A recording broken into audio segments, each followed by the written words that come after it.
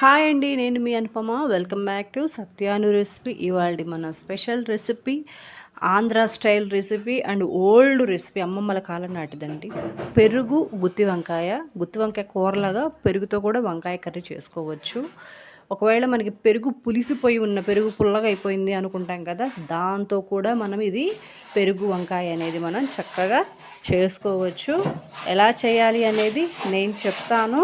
మీరు నేను చెప్పిన టిప్స్తో కనుక ఫాలో అయ్యారంటే పెరుగు వంకాయ అనేది సూపర్గా వస్తుందండి. డెఫినెట్గా ఇది ట్రై చేయండి. మట్టి పాత్రలో వంటలు చాలా ఆరోగ్యంగా ఉంటాయి, హెల్దీ అండ్ టేస్టీ. డెఫినెట్గా నేను చెప్పినట్టుగా చేసుకోండి, మీకు సూపర్గా వస్తుంది. కర్రీ అనేది ఎంత అన్నమైనా తినచ్చు, కడుపుకు నిండా తినచ్చు, తృప్తిగా తినచ్చు. మనం ఎంత అయినా కానీ మనకు వద్దు అనిపించదు. ఈ కర్రీ నేను చెప్పిన టిప్స్తో కనుక ఫాలో అయ్యారంటే చాలా తృప్తిగా ఉంటుంది భోజనం అనేది. దీంతో తింటే ఏం కావాలో చూద్దాం. 1 కప్పు పెరుగు తీసుకున్నాను, 1/2 కేజీ వంకాయలు తీసుకున్నానండి నేను. 1/2 కేజీ వంకాయల్ని ఇలా 4, మనం గుత్తి వంకాయలకి ఎలా అయితే కట్ చేసుకుంటామో 4 పక్కాలుగా, అలా 4 పక్కల కట్ చేసుకున్నాను. కొంచెం మధ్య వరకు ఘాటు పెట్టుకొని కాడలు అనేది పూర్తిగా తీసేసాను నేను. కొబ్బరి ముక్కలు 1/4 కప్పు, ఉల్లిపాయ 1, శనక్కాయ పప్పులు తీసుకున్నానండి 1/4 కప్పు. ఆయిల్ కొంచెం ఎక్కువే పడుతుంది, ఆయిల్ తీసుకున్నాను. ఎండుమిర్చి, గరం మసాలా, కల్లుప్పు, మెంతులు, పసుపు, జీలకర్ర, ఆవాలు, ఇంగువ, అల్లం వెల్లుల్లి పేస్ట్, కరివేపాకు, కొత్తిమీర, 6 ఎండుమిరపకాయలు తీసుకున్నాను. ముందుగా బాండలి స్టవ్ మీద పెట్టుకొని నేను స్టవ్ వెలిగించానండి.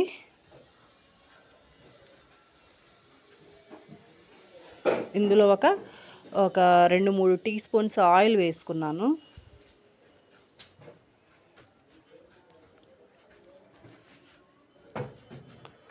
ఆయిల్ అనేది హీట్ ఎక్కుతుంది.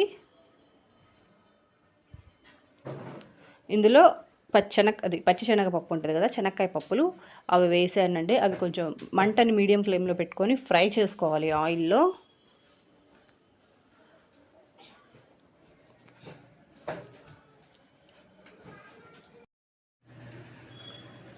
అందులోనే కొబ్బరి ముక్కలు వేసాను.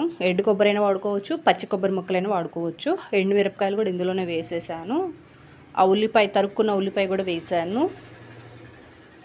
ఇదంతా ఒక 10 నిమిషాలు ఫ్రై చేసుకోవాలి. ఇదంతా బాగా ఫ్రై అవ్వాలండి. ఇవి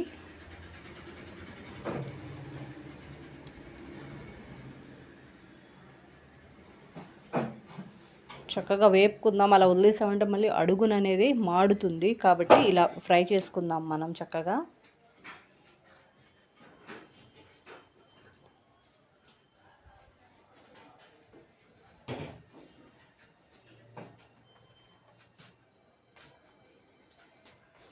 ఇలా కలుపుకోవాలి జాగ్రత్తగా, మాడకుండా చూసుకోవాలండి. అన్నీ మాడిపోతాయి మనం అలా వదిలేసామంటే ఒకే వైపు.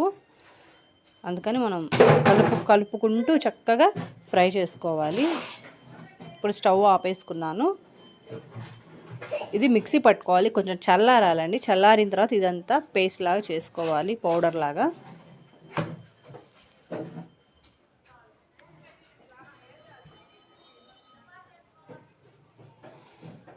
మట్టి పాత్ర పెట్టేసుకున్నాను. మట్టి పాత్రలో స్టవ్ వెలిగించానండి. ఇందులో ఆయిల్ వేస్తున్నాను. ఇది కొంచెం లెంతీ వీడియో అయినా డెఫినెట్గా చూడండి. ఈ వంకాయలు ఉప్పు నీళ్ళలో పెట్టుకున్నాను కదండి, అవి వంకాయలన్నీ అందులో వేసేసాను. ఆయిల్లో ఇవి ఫ్రై చేసుకోవాలంటే కాసేపు మెత్తబడే వరకు మగ్గాలన్నమాట ఇవి.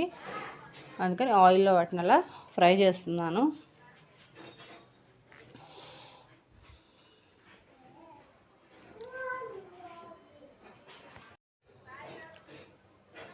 ఇలా కాసేపు ఫ్రై అవ్వాలి. మూత పెట్టేస్తున్నానండి. మూత పెట్టేసి దీన్ని ఒక 1/2 గంట ఫ్రై చేయాలండి. అంటే వంకాయ అంతా మెత్తబడాలి కాబట్టి.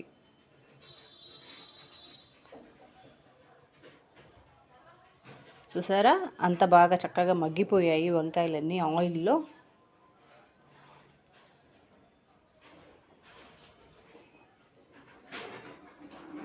ఈ వంకాయలు ఇలా ఒక ప్లేట్లోకి తీసేసుకోవాలి సపరేట్గా.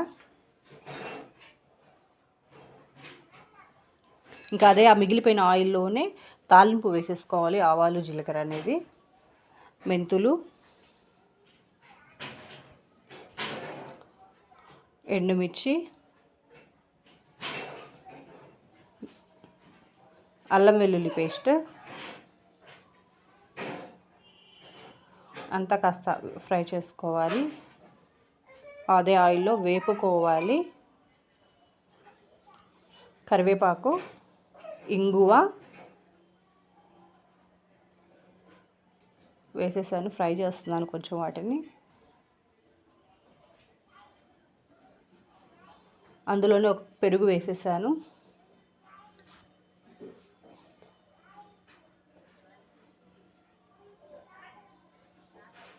పసుపు, కళ్ళుప్పు కూడా వేసేసాను. గరం మసాలా అంతా చక్కగా కలిపేసుకుందాం.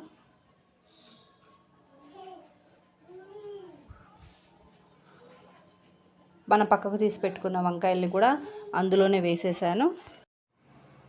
అవన్నీ అందులో వేసేసి చక్కగా కలిసేలాగా కలుపుకుందాం.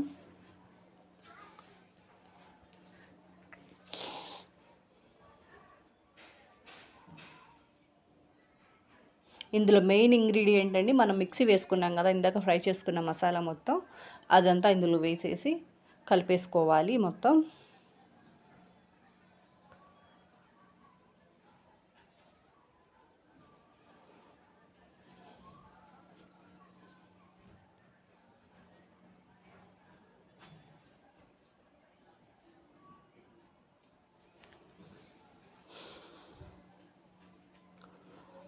వాటర్ పోసుకోవాలండి. దీంట్లో ఒక హాఫ్ గ్లాస్ వరకు వాటర్ పడతాయి.